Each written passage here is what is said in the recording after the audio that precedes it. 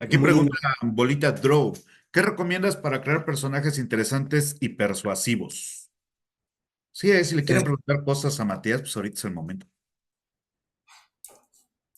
Alejandro Dolina decía que en realidad todos los libros son el mismo, que dice señor o señora quiérame, solo que es más efectivo escribir toda una novela que un libro de 400 páginas donde solamente diga en una señor quiérame. Eh, Creo que en realidad el personaje es interesante y persuasivo si el autor es interesante y persuasivo. Si el personaje es honesto y sincero y se pregunta las cosas que se pregunta el autor, eso es lo que puede conectar a las personas, las preguntas, no las respuestas. No es como el personaje se muestra y cómo es la faz, la cara, lo que a uno lo llama, sino los vacíos son los que nos conectan, los miedos del personaje, las preguntas, lo que el personaje no se animaría a mostrar, es lo que nos conecta porque nos conecta a nuestro vacío interno, a lo que nosotros no nos animamos a mostrar, las dudas que tenemos. Y me parece que esa es la forma de conectarse con las personas, no desde la apariencia, sino desde nuestros miedos, de nuestras dudas. Y yo creo que también tiene que ver un poco con que esté escrito en primera persona, ¿no? O sea, porque no hay como tantos personajes, sino que hay una narrativa donde va percibiendo, pero realmente el personaje central, que es el narrador, es el que tiene el desarrollo. Lo demás sucede alrededor, ¿no? Digo, Exacto. yo he tenido problemas de repente porque suelo escribir como un narrador, pero que va escribiendo cosas, o sea, no la va narrando como que le pasa. Y entonces te obliga a estructurar personajes con identidades propias, porque no es cómo lo percibes, sino cómo son. Y por ejemplo, en novela gráfica, que tienes que ir desarrollando personajes que se están dibujando, tienen que tener identidades como muy concretas, porque ahí no hay narrador, sino que todo sucede en ese momento. Y tío, yo creo que también eso tiene que ver, ¿no? Que elijas en qué voz va a narrarse la historia. Sí, sí. No es lo mismo un testigo omnisciente, en el cual vos sabés todo lo que le pasa a cada uno y lo comentás. Quizás esa sea una forma más lejana para conectarse con alguien que la forma de vivirlo de cada uno y de percibirlo de cada uno. Incluso a veces puede pasar que lo percibas de una manera cuando lo escribís al principio y mientras avanza el texto, la, la misma percepción del escritor cambia cuando está en primera persona y eso lo vuelve más interesante, ¿no? Dicen por acá, ¿cuánto duraste escribiendo el libro? 12 años desde los primeros apuntes, aunque en realidad de sentada a escribir habrán sido, no sé, una decena de sentadas de varios meses en diferentes momentos, que después fueron todos compilados al final, y recién en el final de todo surgió cómo termina la novela. No es que fue planificado desde antes. ¿Y no te pasó que de repente ya no tenían sentido cosas que habías escrito hace mucho tiempo? Sí, muchas partes de los primeros capítulos quedaron afuera. Me parecían ya pasando el término de infantil. Ujú. Porque No- yo tengo colegas que han tenido ese problema, que al final de un proyecto ya no se acuerdan demasiado lo que pasaba al comienzo o no lo pueden relacionar. Por ejemplo, acá hay una novela gráfica muy famosa en México que se llama Operación Bolívar. Por ahí la debo de tener. Y Operación Bolívar es muy rara porque es muy extensa, pero el final se siente como muy desconectado del comienzo. Entonces, cuando yo pude hablar con el autor, con el señor Edgar Clement, decía él, es que ese fue un proyecto como de 20 años, y entonces al final pues, ya era otra cosa, o sea, ya no me interesaba lo que me interesaba al comienzo, pero me daba flojera empezarlo otra vez, ¿no? Y entonces, a veces creo que sucede eso. Te digo, yo llevo un rato escribiendo una novela y va evolucionando en sí mismo. O sea, no sé si es a lo que te refieres con eso de que el final no se escribe. Yo suelo, cuando empiezo a escribir algo, tener el final claro. O sea, es la única cosa que sé. Y entonces el modo en que escribo es que no sé cómo van a llegar ahí, sino que ahí se va armando la historia, pero sé muy bien cómo acaba, ¿no? Y entonces eso como que me evita ese conflicto de que no tengas como tanta relación. Pero en tu caso dices que no era lo que no sabías, ¿no? Claro, pero no se trata de una improvisación, ni una falta de planificación. O probablemente eso sí. Cuando empecé a escribir primero sobre el pueblo, Ujú. después sobre un poco en orden del libro, sobre el personaje en Buenos Aires y el desarrollo. El objetivo era llegar al Jardín de Ur, a este lugar que ocupa un capítulo, que es un poco una metáfora pseudo-bíblica, con algunas citas bíblicas y tal, sin ningún tipo de apego religioso, ¿eh? De lo trascendental del por qué estamos solos, de esa condición humana.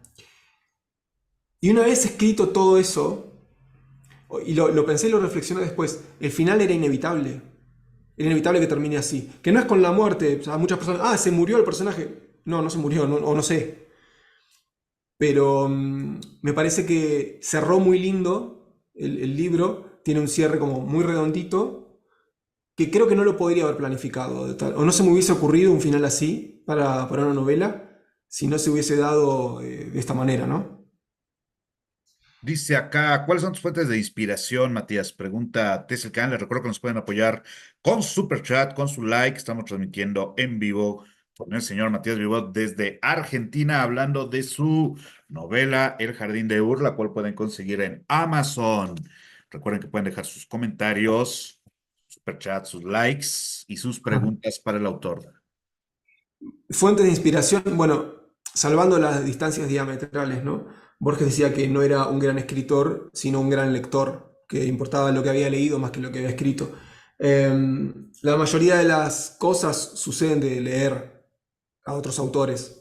No de plagios, sí algunas inspiraciones literales con Lozanía, pero el leer te hace pensar y de ese pensamiento, de esas dudas personales, de esos miedos, eh, de ahí surge el tomar apuntes, tomar notas de cómo uno vive tal cosa o qué dudas tiene sobre tal tema, investigar para poder solventar esas dudas eh, y después buscar la forma de escribirlo de tal modo que no sea oscuro, que no sea denso, que sea agradable de vivir, tratando de transformar esa oscuridad en luz.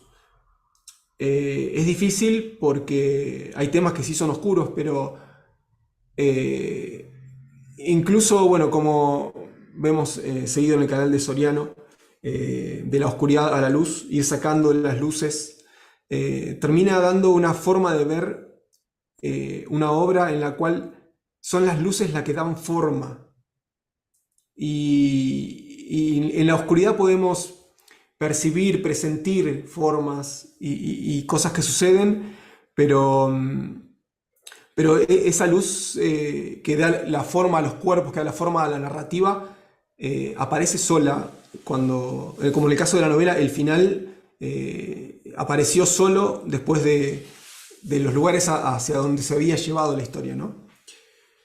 Notarán que Matías viene de blanco y yo de negro, lo cual también establece el tipo de enfoque que tenemos sobre el arte.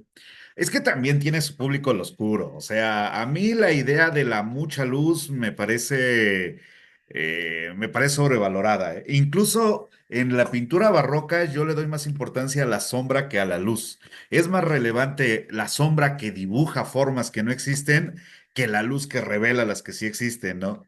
Y te digo, en ese aspecto, hace poquito me regalaron el libro de Stephen King de Mientras escribo, ¿lo has leído?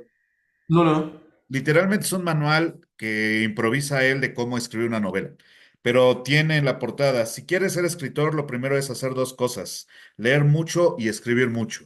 También es eso, ¿no? Hay que leer como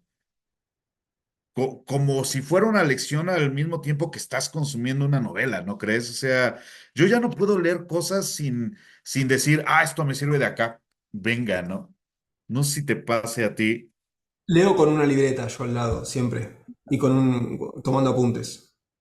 Sí, a mí me han juzgado mucho por mi hábito de subrayar los libros, pero me da ansiedad si no lo hago, ¿sabes? Y no nada más libros de teoría de arte o así, de filosofía, sino novelas donde dices, esto está muy bueno.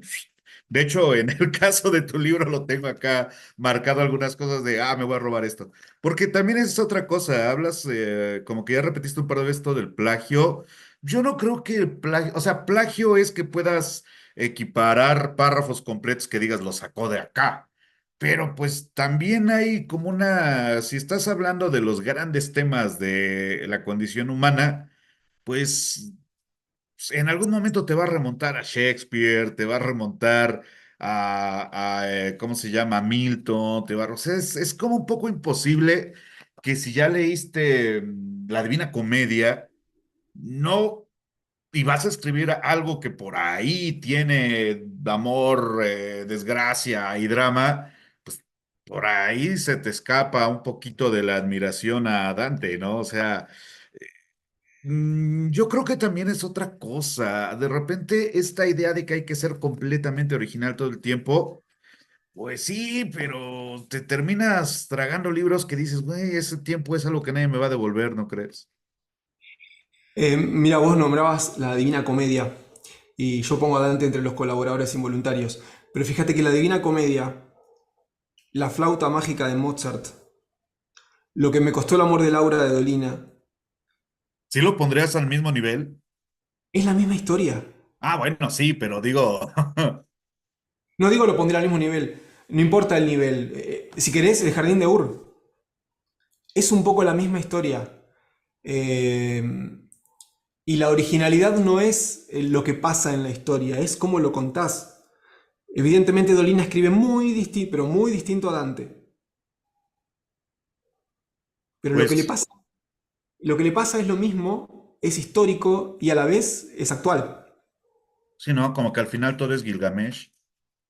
Todo es Gilgamesh, tal cual. Ahí me escribió Fernando Castro y me pidió que le pase el link al mail, cosa que acabo de hacer.